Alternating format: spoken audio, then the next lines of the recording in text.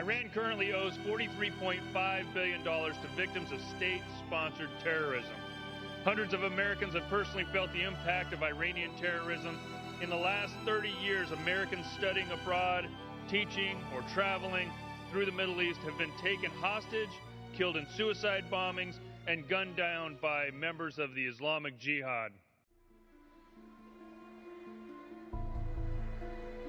Hijackers threatened to kill some of the 145 passengers aboard, most of whom were Americans.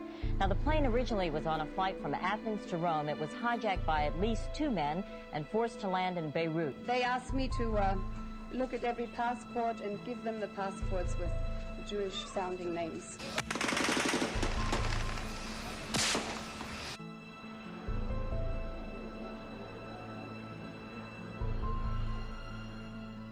A casket being delivered by Lebanese army troops to a United Nations force and put onto a truck and then delivered to American officials.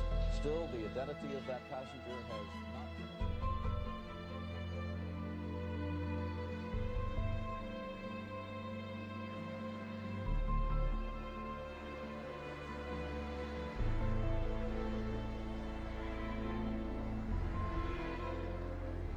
Federal judge awarded the Waltz family $330 million in a judgment against Iran for financially supporting the Islamic Jihad movement. Iran was found guilty of masterminding the bombing in a court here in Washington. But the fact is that we're resolved and we're resolute that we're not going to let the Iranians get away with this. And we have a message for the government of Iran.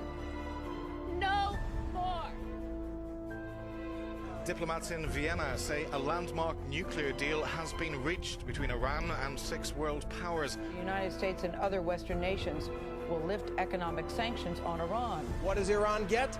Money. $100 billion. That's how much Iran stands to recover from frozen bank accounts. You have no ability to constrain Iran if they want to spend all $100 billion on funding Hezbollah or other terrorist organizations. I've got a pen and I've got a phone, and I can use that pen to sign executive orders.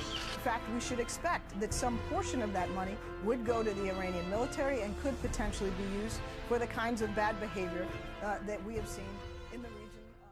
Under the president's Iran deal, sanctions on Iran will be lifted, and an estimated $150 billion in assets will be released to them, and not one single cent will be used to pay the debts owed to the victims of Iranian-sponsored terrorism. H.R. 3457 holds Iran accountable to the victims of its terrorism by ensuring that not 1 cent of sanction relief goes to Iran until the victims are paid.